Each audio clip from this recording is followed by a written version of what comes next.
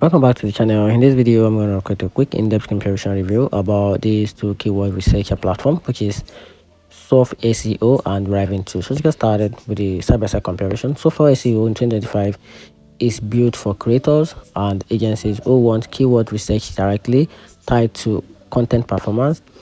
It goes beyond basic metric by analyzing top ranking pages, showing keyword clusters, and giving a optimization score while you write. With its content editors and audit tools, Surfer turns raw keyword into an actionable step, making it ideal for bloggers and marketers aiming to craft SEO-ready articles from the start. Rhyming Tools, meanwhile, is more of a market suite that focus keyword research.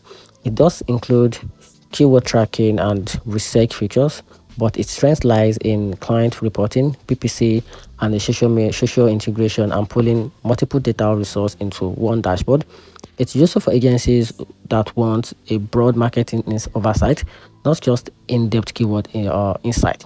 And here's my conclusion. In 2025, choose Surfer SEO if you want a dedicated advanced keyword research and on-page optimization tools, but go with Driving Tools if your priority is to multi-channel reporting with basic keyword data on the other side. And that's it.